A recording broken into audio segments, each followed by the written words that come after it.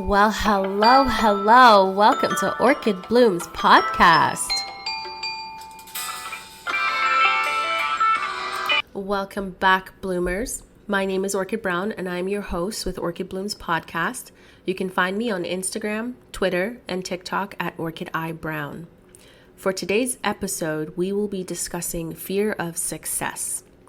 Most of us feel as though we are rolling the dice on our future. We sacrifice our time, our energy, our opportunities, oftentimes our savings, all for the chance of being successful in the world.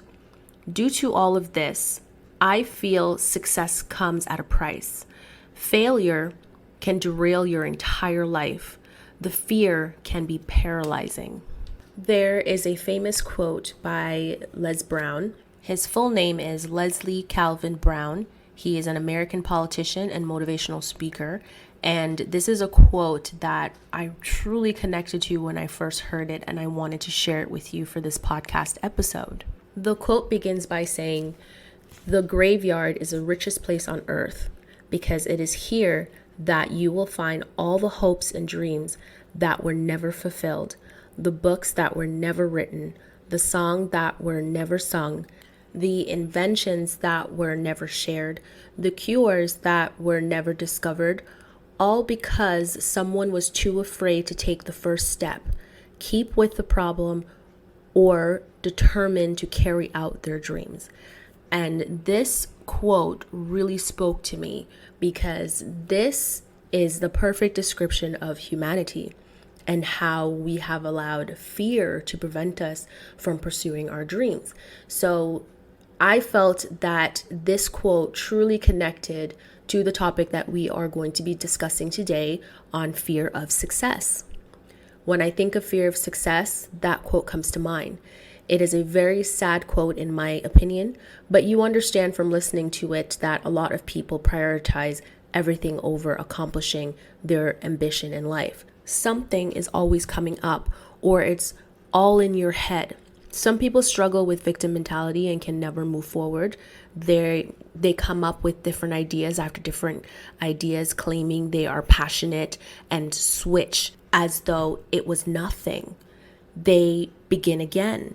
Sometimes you wonder if they change to a different passion to renew the attention or validation, which leads you to think that this isn't really their dream. This isn't really your dream. If you can keep switching up and coming up with different ideas, it just means that I feel that it just means that you don't really have an identity. And so you're trying to figure out who you are. So you're jumping from ideas to ideas, but at the same time, you won't pursue that idea that you thought of for yourself because you are holding yourself back. We have heard of many stories where people would get their ideas stolen, books, songs, cures, inventions, all because the creator did not know how to make their dreams come true. They did not understand the business side of putting forward a book, a song, or an idea in any way. And mind you, I've had that problem in my past, and to this day, I'm not sure if I figured it out, but I am doing this on my own. So of course, it's going to take a bit longer for me to figure things out. So someone comes along after hearing this brilliant idea, book, song, cure, invention, and they steal it. They take that dream away from that person because they didn't feel that the person who came up with any of those brilliant things had the stamina to go all the way. So they took it, ran with it, and reaped all the glory and success, all because someone had the tenacity to do it. They can't replicate it again, so they hire people with ideas, creativity, and problem solving to generate consistent profitable ideas and pay them peanuts to own them. These people's mind belong to that organization.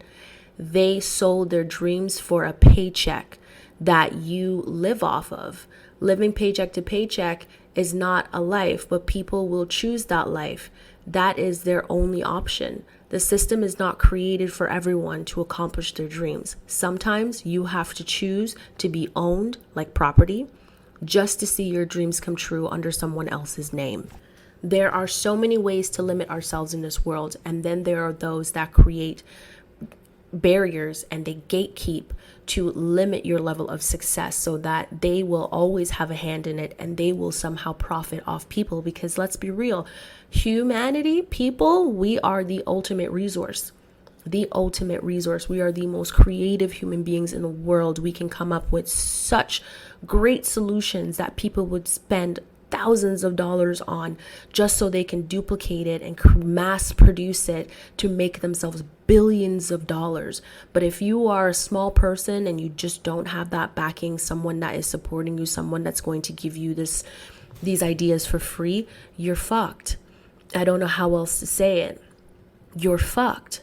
And it could be your family member that steal it from you. It could be a friend. It could be someone that you went into a business to try to sell an idea and they pay you peanuts and make billions off of it. And a good example that actually reminded me of this for when I was writing this podcast episode is that I was watching this Netflix show called Usher.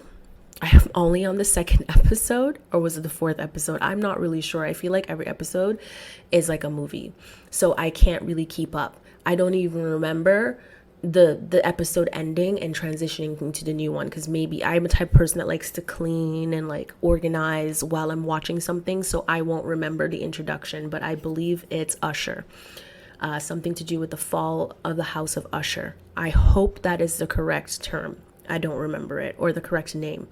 But in this show, which people are talking about, and they said it was good, and I was like, okay, I'll watch it since people are saying it's so good, it's so good. Did you watch Midnight Mass? And I'm like, what the hell is that? So I guess I'm gonna have to watch Midnight Mass. But in one of the episodes in this show, the main character, which is like the head, and he is the usher, like Mr. Usher, when he was younger, he went into this business and he brought this drug to this business owner. And when he sold the business owner and the drug, even though the business owner basically had him walk away feeling like he did not sell it to him. And he basically discouraged this guy by saying to him that, it's not really a good idea. It's going to cost too much money. And he was like, well, actually, if you develop it properly, you can actually make billions from it. And the guy's like, I don't think we're going to go into that business. Anyways, he ended up leaving that office with nothing in hand and completely disappointed and defeated. And then he came back to work only to find out that this man, while he was asking questions like, who's the developer of this product? He should have kept his mouth shut.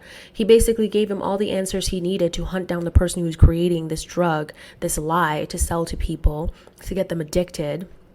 And basically had him sign a contract where he would distribute, or that company would distribute this drug to the world. And when he found out about it, he stormed into the office and he said he couldn't believe that he did this, basically cut him out. And so he sat there at the desk and basically told the main character that in so much words, you just didn't have the stamina. If you really want to be in this world, you're going to have to be cutthroat. And this Mr. Usher guy, he's a kind-hearted person. He always tries to do his best, and he tries to work at it. He lives in a one-bedroom apartment where him and his wife sleep in the same room with their 2 kids, and he's poor. And here he is having a bully basically tell him that he just didn't have the stamina and he doesn't have the backing. Look at the way you dress, all of this type of stuff, and basically tore him down, offered him $500 to make him feel better, gave him a raise and told him, he can be in a cubicle somewhere. And if he does a good job and if he keeps bringing in ideas like this, he might be able to get to the 10th floor. And I thought to myself, holy shit, as I'm writing the podcast episode, here's this show talking about exactly what I am trying to say. But, this also goes back to the idea that my mother had shared with me that, there are prey and then there are predators. I still don't feel that predator is the correct term to use for that. But in this case, this gentleman was a predator and preyed on this young man who had an idealistic view of the world and thought that if he just used his own brain and his own hands to build something for himself and make something of himself, that he would succeed. And this man was put in his way to derail him and to put him down. But I feel based on what I have seen thus far, he definitely learned from that and turned into someone completely the opposite of himself, and some tragedy happened, because it is kind of like a horror series. But anyways, so if you haven't watched The Fall of the House of Usher, you should definitely watch it. I'm still on episode 4. I think it's episode 4. I'm not sure. But it was quite interesting. It really just kind of reminded me of what people have experienced out there in the world that would make them feel defeated, and then they pass on that fear to their kids, and it pass on to the friends, and it goes down through generations. And mind you, this is type of situation that happened in the past a lot. There are people with power, and then there are people without, and the people without power can only be successful as long as they do it under this person's name, as long as they accept the little peanuts that they give them to bring them brilliant ideas that will make them billionaires. They will constantly have a job, not realizing that you've just signed up to sell your soul, and you accepted it. But anywho, before I waste this podcast episode talking about something that I was reminded of through a Netflix show, let's continue with the topic. So Forbes came out with an article called Top 10 Reason You Have a Fear of Success. You can go read this article for yourself if you're interested, but I will be covering the points in this podcast episode. So the first point is that fear of losing yourself. And this is a kind of a conversation that my brother and I had when I was discussing writing this podcast episode, because I asked some of my family members what they thought about fear of success, and if they had fear of success, and if they did have fear of success, what would it be? And he was the one that mentioned that, you know, fear of losing himself. Like, what if he gets rich and he turns into something else? So I thought it was really funny that Forbes has this 10 reasons list here, and the first point was something that my brother had brought up. So fear of losing yourself, fear that being successful or earning a lot of money will inflate your ego and turn you into a different person. Your success might change you. And that is a fear that a lot of people might have, because you see on television, you see in real life how different people are once they start to succeed in life. And so they don't want to be those people. But for me personally, if you're going to be successful, yes, you are going to change. You're going to see life a little bit differently. You're going to see people a little bit differently. So I don't know where the negative connotation came from when, or in regards to losing yourself. It's I don't feel like you're losing yourself. You've just grown as a person, and the things that you valued or that held you back before is no longer present in your life. So it's almost like you've reached a new level and you're just not there anymore. A lot of people confuse arrogance with ego. You might be arrogant because you worked your ass off and you got to where you needed to be. You're successful and you feel like you deserve the praise for that.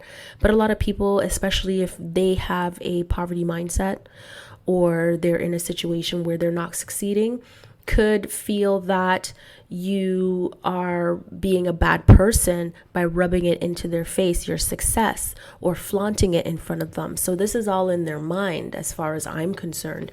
But this is a real fear for a lot of people. Like, they don't want to be successful because they don't want to be the people they judge for their success. The second point is fear of backlash. The potential social and economical backlash, even relationship repercussions, is attributed to fear of success. The example Forbes used was women may avoid self-promotion because they fear it does not align with traditional gender roles. It was nice of them to make it female focused, but my audience are a mix of men and women, so I will accept their example, but I will also add a personal example. I would use fall out with a family member or friends as an example, the fear of fallout instead of, fear of backlash, in my opinion. And the reason why I would change it to that, because again, potential social and economical fallout, especially in relationships, with family or friends or even a girlfriend, a boyfriend, a marriage, anything like that. And there are so many examples of this happening to so many people. So I feel as though fear of fallout would be a really good title. The example that I would use is that they start to treat you or perceive you differently.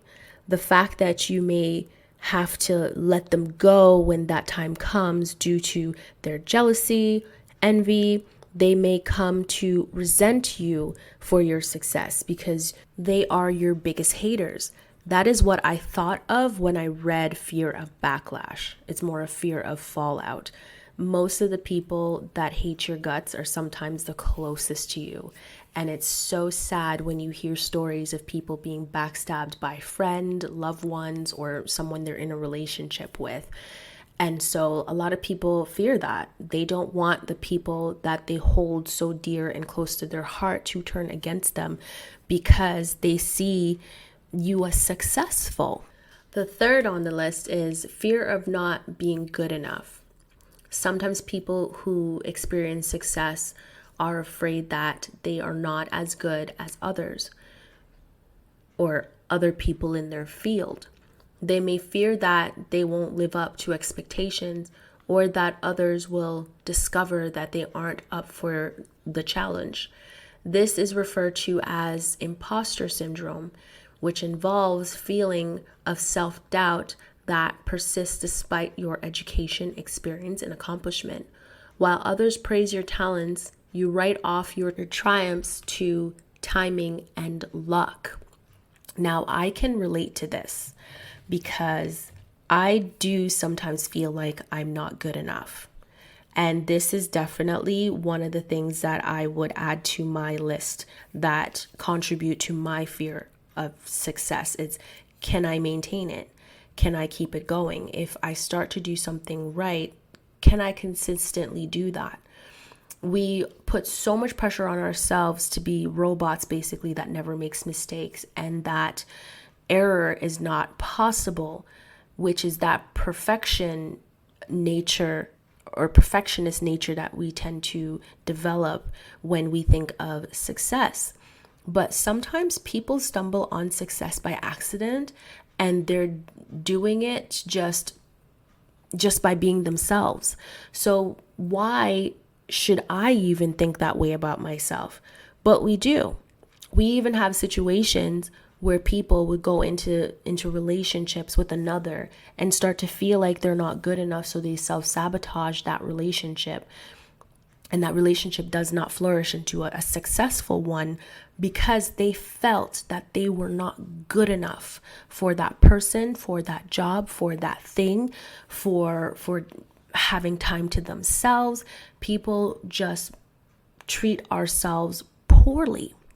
Even when we love ourselves and we know we're worthy, we still have in the back of our minds, we're not good enough, that people are going to find out that we're imposters and that we are not as good as we think we are. Unfortunately, we're sitting here giving our energy to an idea that somebody is going to find us out, when really at the end of the day, you're experiencing success. Just accept it. Just accept it, live in it, breathe it, bathe in it, enjoy it. And if someone is trying to make it seem like you're an imposter, don't take it personal. Get over it. Accept the blessing that you have received.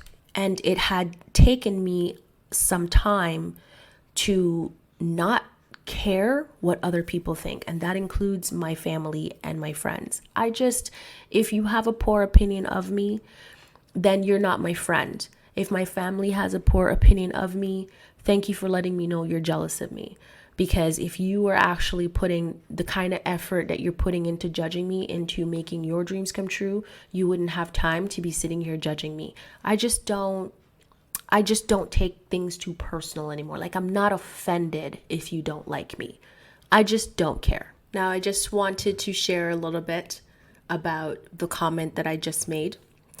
You have to understand, I have dedicated years of my life learning to understand myself, to value myself, to see myself as worthy to me, that whatever anyone else has to say, even if they feel that this is true about me, I appreciate their assumption and I say thank you for sharing, and I move on with my life.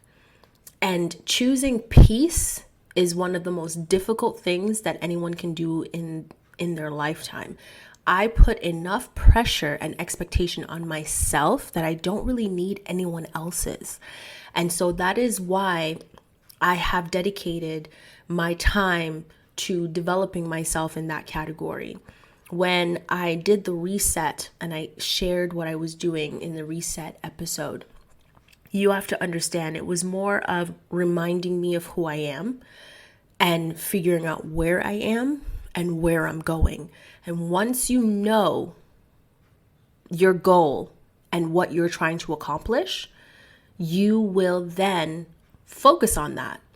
And so all of this, all of the noise that you're getting from so many people won't affect you anymore.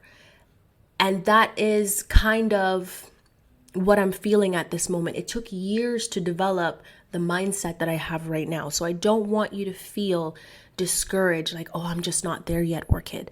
I understand, but understand it took me years to get here, years. And I'm only on point 3. There's 10 points here. So I might come across something where you can say, you know what, I've conquered that fear. And I'm going to be so proud of you for that. The 4th point is fear of criticism, which I kind of already covered, but we'll go with it anyways. Many of us have a fear that we will be rejected if we put ourselves out there in any way. This fear holds us back and can lead to denying ourselves critical opportunities that might otherwise lead to happiness and fulfillment. I think I'm just going to leave it at that. It was quite straightforward. I felt that fear of criticism was quite similar to fear of not being good enough or fear of backlash. So in my opinion, that's what I think, but you may not agree. So let's move on. The 5th one is fear of the spotlight. People who are shy and socially awkward may be afraid of succeeding because they do not want to be in the spotlight. This anxiety has become even more persuasive with the proliferation of social media. Social media network is the worst for mental health and well-being. It allows for self-expression. It was also associated with high level of anxiety, depression, and bullying. Fear of missing out is a factor that plays in social media.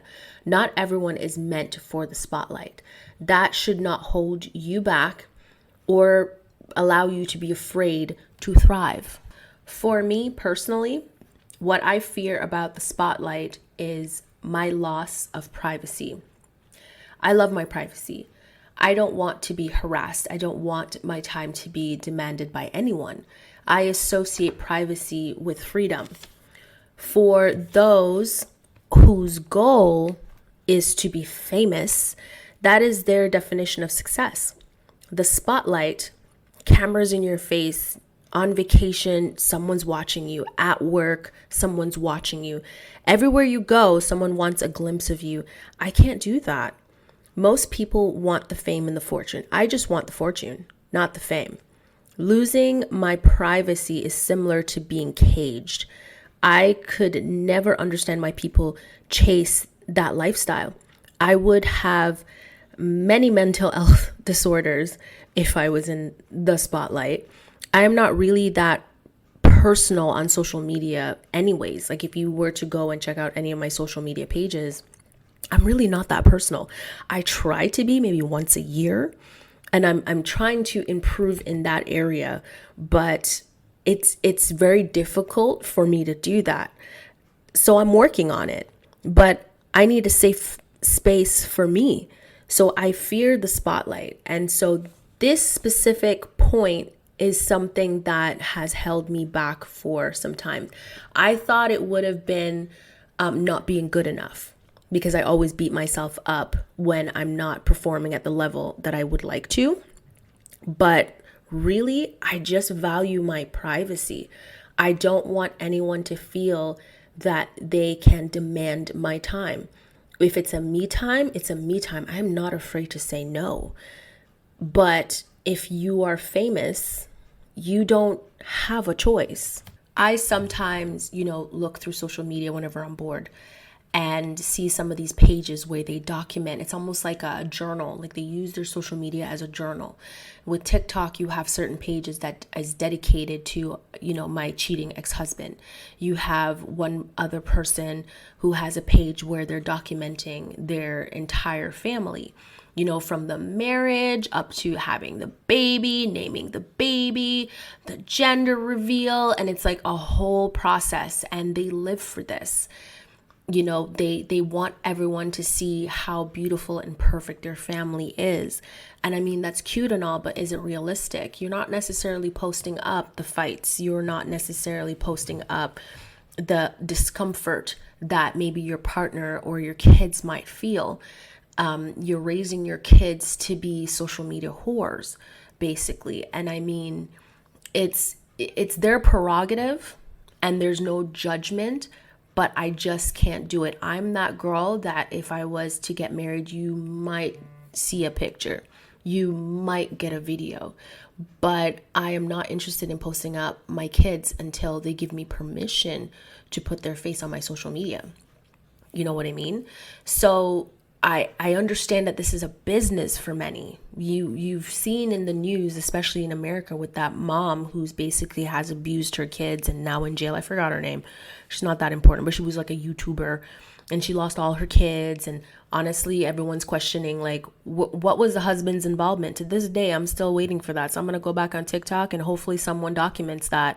These news broadcasters on TikTok, social media broadcasters. So at the end of the day, when I see all of this, it's not that I couldn't do it. It's just that I don't want to. I don't feel comfortable compromising myself and my family.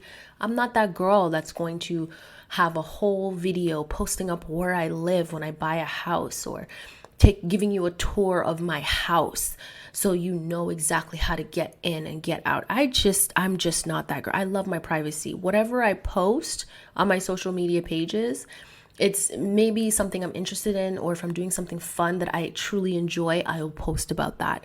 But I personally value my privacy. I just don't feel like it's any of y'all's business to know what I'm doing every minute of every freaking day. I don't live on social media. The sixth point is fear of change.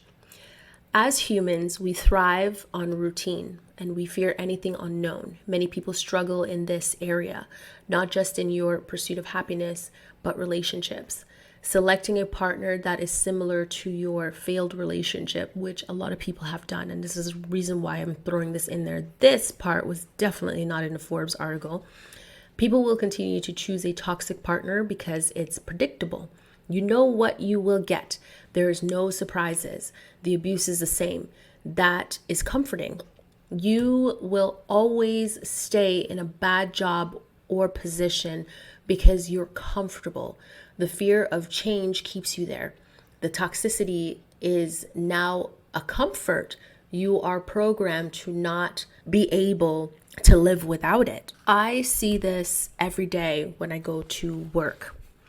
Even when I speak to some of my friends, they feel that in this toxic environment, they are thriving, and they've accepted the abuse, and they make this excuse all the time. And I think I worked for a property management company back in the day, and there was this girl, I forgot her name, and we were only making like minimum wage at that time. And she kept saying every single time I see her, which I didn't understand why. I'm like, do you have dementia? You always seem to forget you've already repeated this to me like how many times, but she still kept repeating it to me. But what I didn't realize was that she was dealing with a lot of politics, or at least drama. I call it drama on the back end, but I was not necessarily associated with that. I come into work, I leave. That's it. I don't care. So every time I saw her, she would always constantly say to me, oh, I really love my job. I would stay at this job forever because it's a great place to work. And I said, but honey, you're poor. And she's like, yes, but even if I was to go to another job that pays better, it's not going to be as great as this one. I just love the people that I work with. And in my mind, I'm like, but girl, you are fighting with the manager constantly. They're trying to get you fired, trying to make you look like you're a bad worker. And here you are trying to stay in a place that you're not wanted. But you're going to keep telling me every single time I see you how much you love your job and how much you love being here. But you're struggling.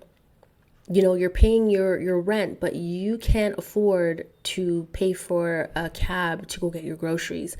You can't even afford to pay for your groceries. And, the only thing that you can do for yourself is to buy weed.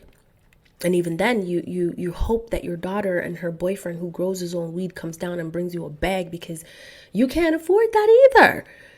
So I'm looking at this girl and I'm just like, she's really comfortable in this toxicity and she's fighting to stay there because she's being rejected.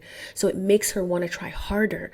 And so whenever I see this and I go to different workplaces that I've worked in the past and I meet these people and this is how they think. And it's like their fear of change, their fear that if they were to walk away from this job that they wouldn't find better was so overwhelming.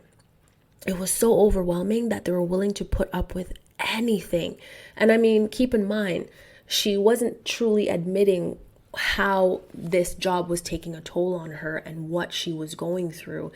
But I kind of figured that out when she always came to work smelling like weed because she's smoking weed. And she'll go on lunch break and she'll go home because her home is closed. It's like walking distance. So she'll go home and she'll supposedly have lunch, but she's smoking weed. And she'll come back high as a kite and happy as F. And I was like, okay, if you constantly need to medicate yourself to work here, this is not a good environment for you. But she did not realize that. She finally quit like maybe 3 years later. I had already left at this point and I saw her and I was like, hey, and she's like, oh, I'm leaving. And I'm like, it's about fucking time. That's what I said to her. It's about fucking time. Like, what the hell are you staying here for? You're miserable.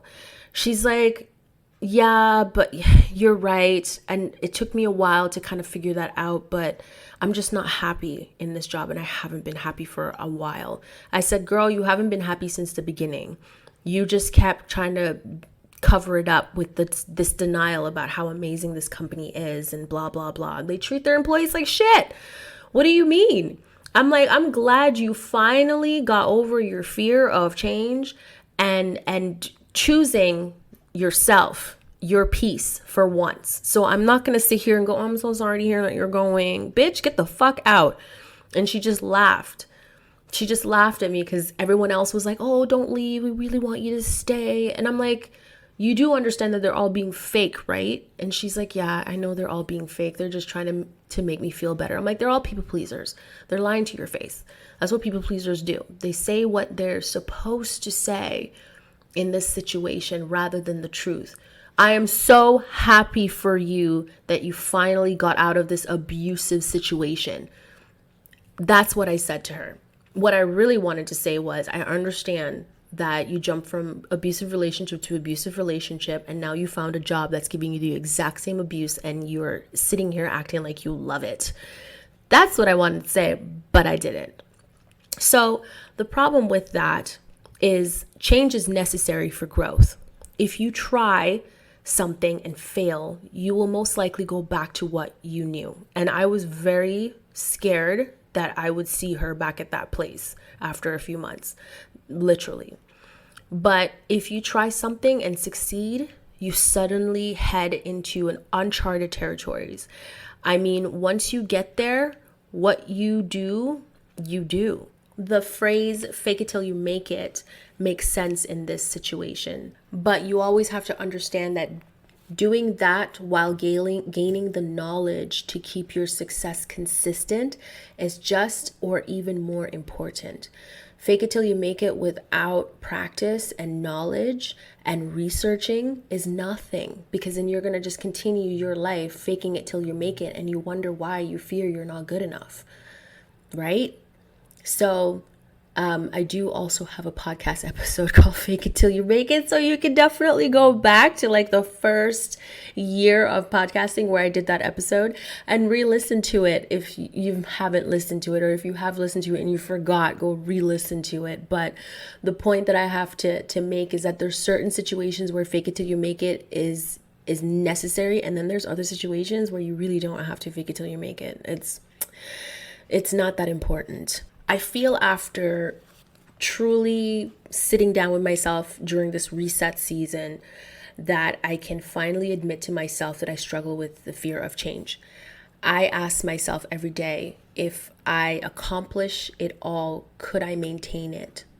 That is my fear, is getting to that level of success on my journey and not being able to maintain it. But I question my resolve. Basically is what I do. I question it. I have the stamina. I have the ambition. I'm willing to do the work. I will put in the damn work, and I'm a hard worker. But if I was finally there, would I freeze up and self-sabotage? If I experience defeat, would I allow all I have worked for to crumble? That's attached to fear of change. If I fall, will I hit rock bottom, which is further down than I am now? That's a risk. So I am too comfortable where I am right now, and I know that. But I'm also not comfortable.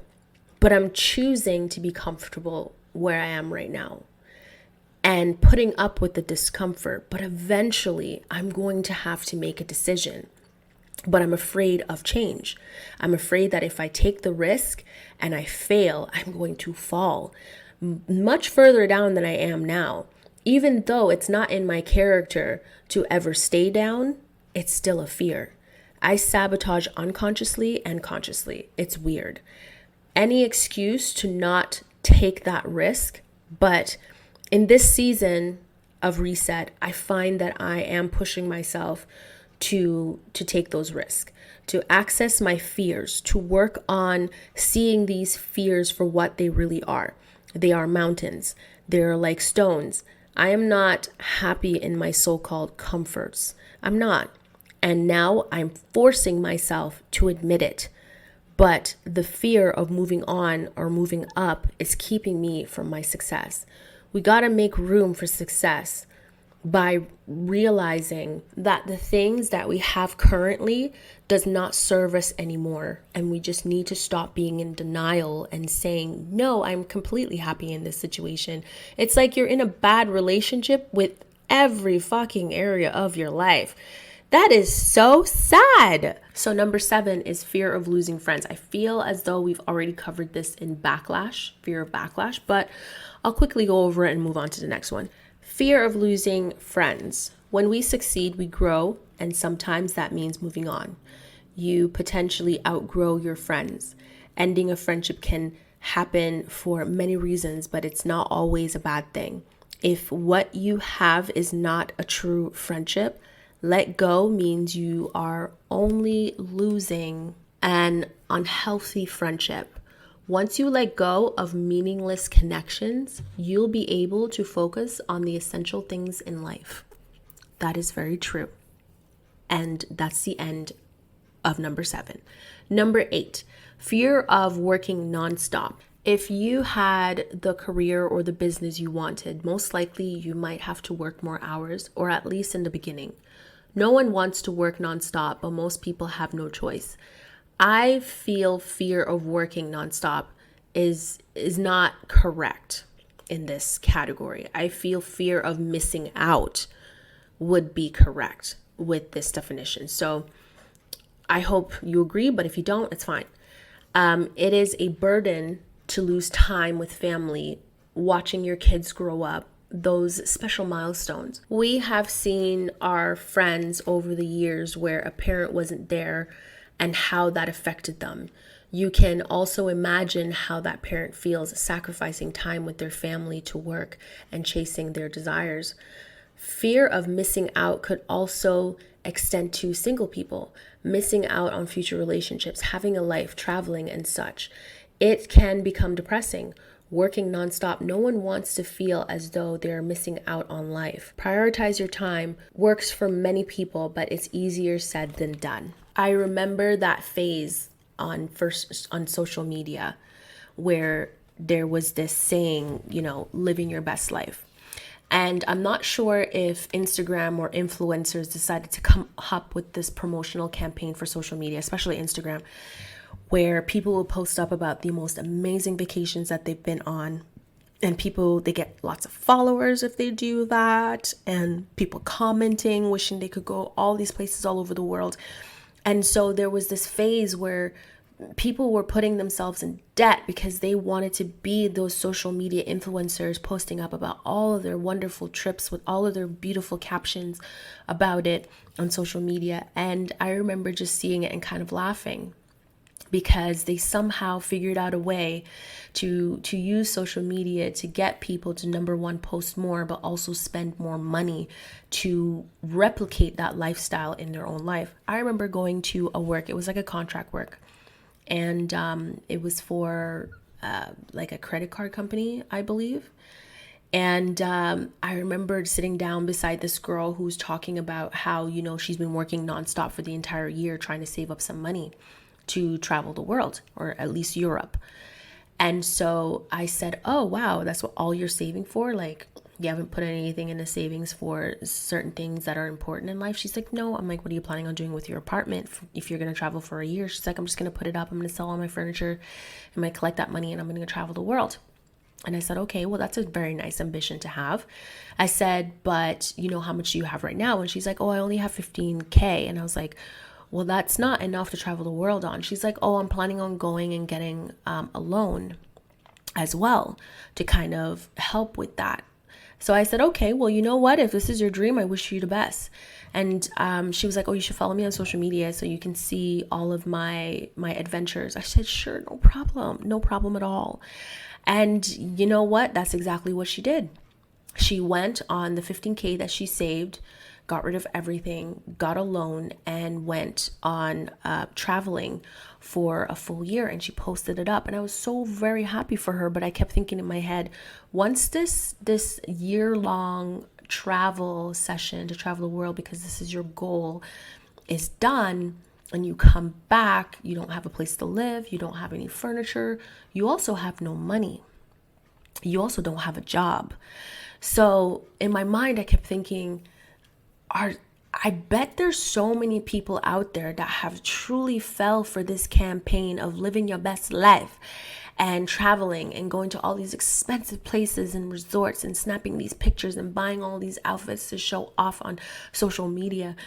And they don't understand that somehow they are building the tourism industry by doing this, and they're putting themselves in debt just to post pictures on social media. And so when I think about missing out, this is what I feel that some of these people are thinking, especially if you're single.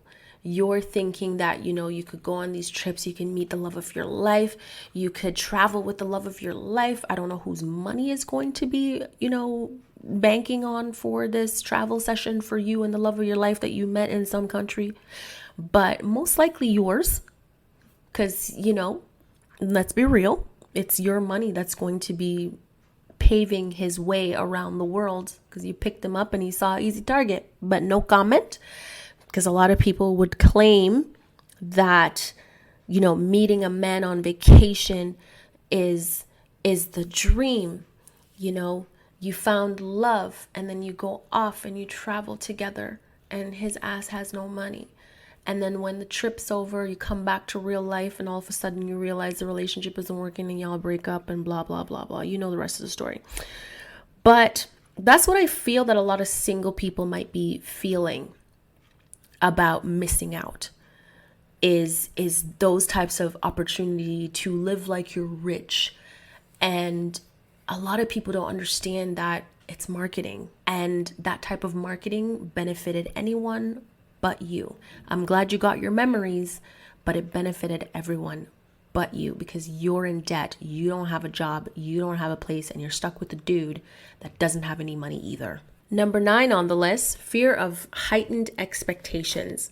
Success creates new standard and expectations. We all can get stressed about that. When you are successful, you raise the bar.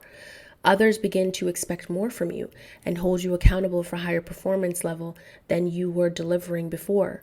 The fear of success is about fearing pressure and refusing accountability. I wish I could add to this, but I feel like all of us have this fear. Some people embrace it when they come into the workplace, and some, embrace it and realize they can't deal with it. Some embrace it and they flourish in it. But I can say that a lot of people fall into this category when it comes to fear of heightened expectations. I have my own expectations, and that's the only expectations I have to live up to. My expectations of myself is very high, so I wish I can say I fall into this category, but I'm the one that's putting myself in a situation where I have to level up in every situation. And when I level up, I have to keep it consistent. So I don't know if that's a fear. To me, it's more of, that's kind of the person that I want to be portrayed as, someone who can do it and successfully do it all the time. So the last one, as per Forbes, is fear of feeling excitement. I think what they actually wrote was feelings of excitement. So I hope that makes sense. I'm not even going to ask you or say I hope it makes sense. It makes sense. Excitement and nervousness share many of the same physical reactions. I disagree, but I will continue. When we have been through enough trauma, we start to avoid situations that trigger memories of fear. That I agree with. Because of this trauma, victims can tend to avoid excitement, which leads to them avoiding success. That is quite true, but I feel that feelings of excitement should be changed to disappointments, because when you are a victim of trauma and memories being triggered, it's not excitement that you're feeling. It's the disappointment that comes with it that really triggers you the most. But you know what? We're just going to leave that there and continue with something else. I would also like to change excitement to, hope. So there's so many other terms that they could have used instead of excitement. Fear feelings of hope. There is an excitement to hope. A lot of people make decisions based on hope and can withstand anything because of hope. Being hopeful can come with great memories if things work out, and bad memories. Some traumatic memories as well. That feeling of disappointment, as I mentioned before, when what you hoped for does not work out and defeat overwhelms you because of your trauma, you will end up going into a deep depression and experiencing sadness. You are overwhelmed with negative emotion because deep down you knew it was too good to be true, but you were hopeful. No one wants to experience that. It is not a good feeling. I told a family member that I have seen people destroy themselves because they were hopeful. They let down their own expectations, not realizing that their expectations were too high. You cannot control an outcome. You can't fantasize about the result and expect it to happen the way you envisioned it. It's just not possible. Life does not work that way. You can either be pleasantly surprised by the outcome because it's more than what you've expected, or you can be disappointed. There's only two options. It's never going to be exactly the way you envisioned it, ever. People don't fear success. People fear the consequences of success. Expectations of success are often based on the ideas that achieving your goal means making sacrifices and enduring losses. People are weary of what success might cost them. That is my biggest fear when it comes to success. What will it cost me? In this world, you have to give to receive. Nothing is successful without sacrifice. If you give up something you didn't really want, then that isn't a sacrifice. But I am afraid of what I will lose, that I may not be able to get it back.